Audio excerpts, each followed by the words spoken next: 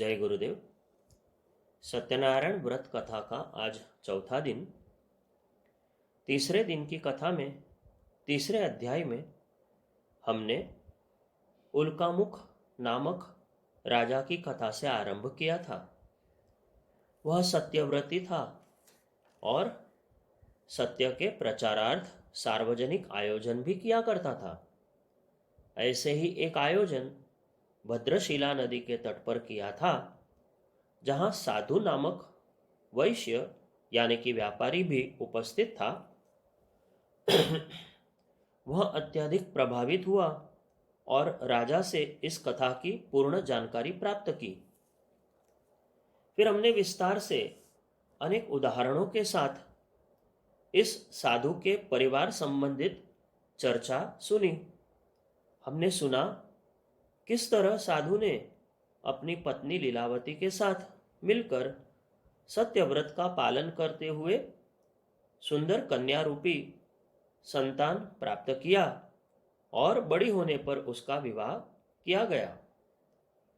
और विस्तार से इस परिवार के संबंध में और भी चर्चा सुनी और इस चर्चा से हमने अनुभव किया कि जब इन्होंने सत्य से भटक कर पैसे की लालच में असत्य का रास्ता अपनाया तो किस तरह सारी संपत्ति गवा बैठे और फिर ईश्वर से क्षमा याचना कर जब सत्य की राह अपना ली तो किस तरह खोई हुई संपत्ति फिर से प्राप्त की और सुखी हुए।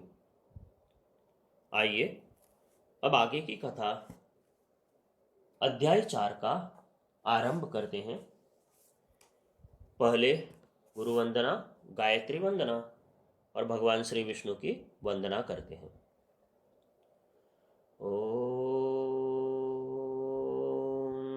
गुरुर्ब्रह्मा गुरुर्विष्णु गुरुरेव महेश्वर गुरुः साक्षात् परब्रह्म तस्मै श्री गुरवे नमः। अखण्डमण्डलाकारं व्याप्तं येन चराचरं तत्पदं दर्शितं येन तस्मै श्री गुरवे नमः। ॐ यथा सूर्यस्य कान्तिस्तु श्रीरामे विद्यते हि या सर्वशक्तिस्वरूपायै दैव्यै भगवत्यै नमः। ॐ आयातु वरदे देवी त्र्यक्षरे ब्रह्मवादिनी गायत्री छन्दसां मातः ब्रह्मयोनिर्नमोऽस्तुते। ॐ मङ्गलं भगवान् विष्णुः मङ्गलं गरुडध्वज मङ्गलं पुण्डरीकाक्षो मङ्गलायतनो हरि। सर्वदेव नमस्कारः। ॐ नमोऽस्त्वनन्ताय सहस्रमूर्तये सहस्रपादाक्षिशिरोरुबाहवे सहस्रनाम्ने पुरुषाय शाश्वते सहस्रकोटियुगधारिणे नमः।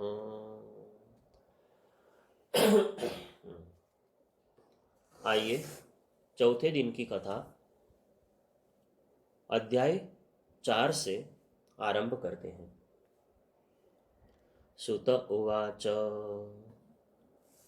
प्रचुरधनमादाय स्वर्णालङ्काररत्नवत् नौकयासौ स्वकं साधुः पुरं गन्तुमुपाक्रमत् सुत जी कहने लगे, अब वह साधु वैश्य बहुत सा सोना, जवाहरात और धन लेकर नाव द्वारा अपने नगर की ओर चल दिया। साधु परीक्षितः सत्य निष्ठायां यत्र स वणि प्रभुण प्रभुणा तर्हि वयसा वृद्धर्षित्वमुपेत्य वै। भगवान ने एक गुरुकुल संचालन करने वाले ऋषि के रूप में साधु वैश्य के पास पहुंचकर उसकी सत्यनिष्ठा की परीक्षा ली।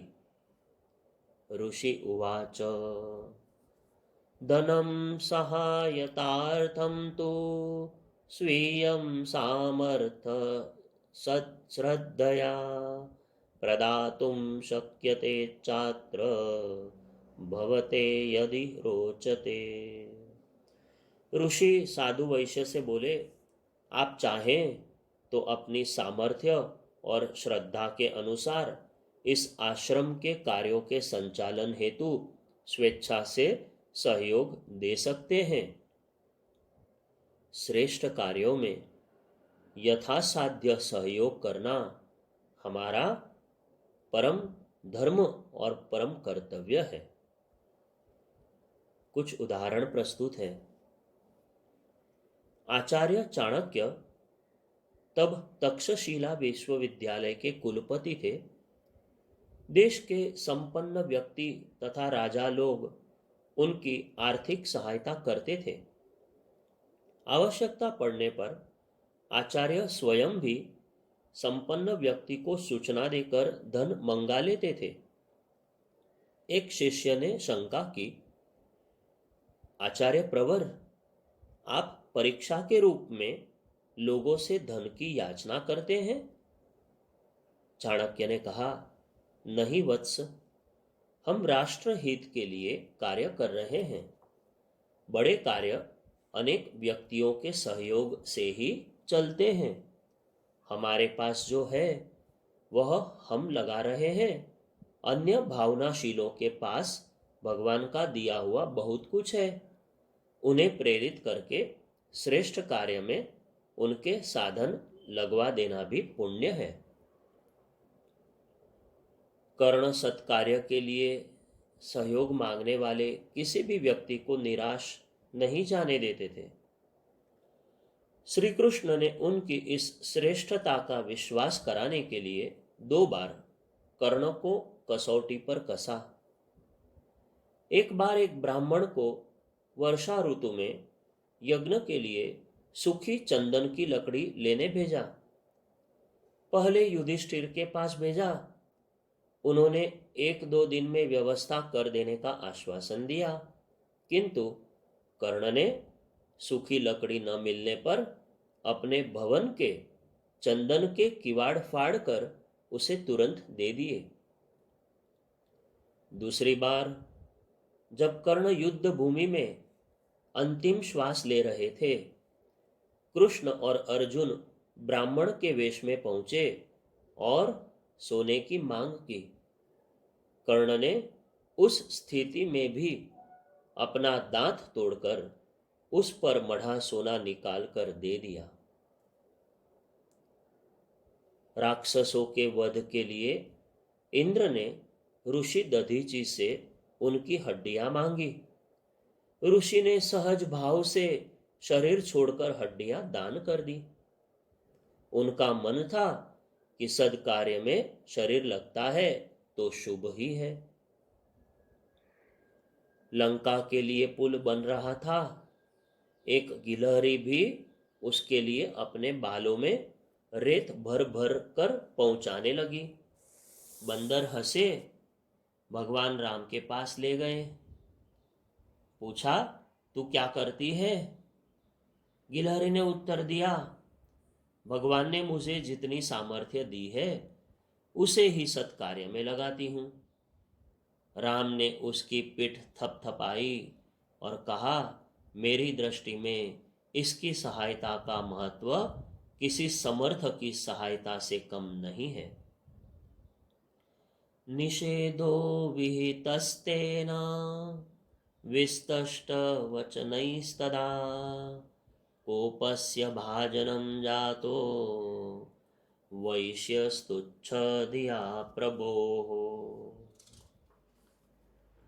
साधु वैश्य के मन में धन संग्रह का लोभ पुनः आ गया और उसने अपनी नाव में लता पत्र भरे होने का बहाना बनाकर ऋषि को सहायता देने से स्पष्ट इनकार कर दिया। अपनी इस तुच्छ बुद्धि के कारण उसे पुनः भगवान के क्रोध का भाजन बनना पड़ा। यहाँ जमाखोरी वृत्ति की भर्त्सना के योग्य है और की जानी ही चाहिए। जमाखोरी का अर्थ है वस्तुओं को उपयोग चक्र से बाहर कर लेना। इससे अनेक विकृतियां पनपने लगती है। मैं संपन्न व्यक्ति कहलाऊं, इस कामना से प्रभावित मनुष्य अकारण संचय में लगकर अपना और समाज का संतुलन बिगाड़ देता है। ऐसे व्यक्ति को इस अनीति का दंड भोगना पड़ता है। हिरण्याक्ष नामक राक्षस की दृष्टि धन पर ही लगी रहती थी। कहीं से भी किसी प्रकार भी धन प्राप्त करने के प्रयास में वह लगा रहता था। तमाम संपत्ति उसने जमीन में गाड़कर रख ली थी। भगवान ने वाराह रूप रखकर उसका नाश करके उस संचित संपदा का वितरण पुनः समाज में किया। कंस, हिरण्यकशिपु द्वारा संचय तथा रावण द्वारा सोने की लंका बनाने के भी ऐसे ही परिणाम निकले। शहद की मक्खी बहुत अधिक संचय करती है, फलस्वरूप उसके घर पर लोगों की निगाह लगी रहती है तथा समय पाते ही उसका घर नष्ट करके संचित शहद प्राप्त कर लेते हैं। धन संचय करने वालों द्वारा भी समाज में इस प्रकार की अपहरण की वृत्ति को बढ़ावा मिलता रहता है। वे समाज की वृत्ति भी बिगाड़ते हैं और स्वयं भी नष्ट होते हैं। शरीर में बेचैनी होने लगी है, सिर में चक्कर, पेट में दर्द, मुंह में छाले, हाथ पैरों में सुस्ती, आंखों के सामने अंधेरा छाने जैसे अनेक रोग हो गए। रोगी सबकी चिकित्सा का आग्रह करने लगा। वैद्य ने कहा कि रोग एक ही है, वह यह कि पेट ने अन्न संचय करना प्रारंभ कर दिया है। जुलाब देकर पेट साफ कराते ही सारे रोग ठीक हो गए। समाज में भी जमाखोरी के कारण ऐसे ही कष्ट पैदा हो जाते हैं। भूत्वा दुर्घटनाग्रस्ता नौकामग्नाय भूत्तदा प्रयासैर्नाविकानां च सजामातयो रक्षितो भवत्। उसकी नौका दुर्घटनाग्रस्त होकर धन सहित डूब गई। नाविकों के प्रयास से साधु वैश्य दामाद सहित किसी प्रकार बच गया। बुद्धि सेवा परायणाम वित्तम सर्वं नदीतलात् निःसृतं स प्रयासेन मनोयोगेन वासिनाम। नदी तट पर रहने वाले बुद्धिमान, सेवापरायण तथा परिश्रमी आश्रमवासियों के मनोयोग पूर्ण प्रयास से सारा धन नदी तल से निकाल लिया गया। एक पथिक जंगल में भटक गया। रात्रि हो गई। वर्षा से भीगकर ठिठुर रहा था। एक पेड़ के नीचे भूखा प्यासा सिकुड़ कर बैठा था। ऊपर कबूतरों ने उसे देखा। सोचा, बेचारा इस कष्ट में न जाने सवेरे तक जिंदा रहे या न रहे। उन्होंने उसके लिए अग्नि लाकर दी तथा भोजन के लिए स्वयं अपना शरीर अर्पित कर दिया, स्वयं आग में कूद पड़ा तथा उसके कष्ट का निवारण किया। बंगाल में अकाल पड़ा। विवेकानंद जी ने अपने साथी सन्यासियों के साथ सहायतार्थ कार्य प्रारंभ किया। धन की कमी पड़ी तो वे बेलूर मठ बेचने को तैयार हो गए। उनका कथन था, मठ तो फिर भी बन जाएगा, किंतु हजारों व्यक्तियों के प्राण फिर कहां से लाए जा सकेंगे। उनकी करुणा से संपन्न व्यक्ति प्रभावित हुए और धन की व्यवस्था हो गई। राजा दशरथ को पता लगा कि राक्षस ऋषियों को परेशान किए हैं, तो अपनी सेना के साथ स्वयं चलने को तैयार हो गए। विश्वामित्र जी ने राम लक्ष्मण को मांगा तो प्राण से भी प्यारे पुत्रों को भी उन्हें सौंप दिया। धर्मराज को नरो वा कुंजरो वा का भ्रम पैदा करने के कारण नरक तक ले जाया गया। उनके शरीर से स्पर्श हुई हवा से नरकवासियों को आराम मिला। यह जानकर उन्होंने यमराज से प्रार्थना की कि मुझे नरक में रहने दे, क्योंकि इससे पीड़ितों को आराम मिलता है। साधु वैश्य ने अपनी भूल का पश्चाताप किया तथा अपनी संपत्ति में से पर्याप्त अंश श्रेष्ठ कार्यों के लिए दान देकर अपनी निष्ठा का परिचय देता हुआ घर लौट आया। भूत्वा च सत्यनिष्ठौ तौ वर्धने जनसंपदां पूर्णे स्वजीवने जातौ सुख सौभाग्य भागिनौ। वे वैश्य दंपत्ति उसके बाद जीवन भर निष्ठापूर्वक सत्यव्रती बने रहकर समाज की समृद्धि बढ़ाते रहे तथा स्वयं भी सुख, यश और पुण्य के भागी बने। धनम निर्वाह मात्रम च गृहीत्वा निखिलम पुनः विनियुज्य तत्प्रचारे सर्वे सुखमवाप्नुवन्। सामान्य व्यक्ति की तरह निर्वाह मात्र का धन अपने लिए खर्च करके शेष सब सत्प्रवृत्तियों के प्रचार प्रसार में लगाने लगे। तेषां प्रयत्नैरधिका जाता धर्म प्रवृत्तयः गन्तुम संख्या सन्मार्गम प्रेरिता मानवास्ततः। उनके सत प्रयासों से समाज में धर्म प्रवृत्तियां बढ़ी और असंख्य व्यक्तियों ने सन्मार्ग की प्रेरणा पाकर जीवन को सार्थक बनाया। इति श्री सत्यनारायण व्रत कथायां चतुर्थोऽध्यायः समाप्त। जय गुरुदेव।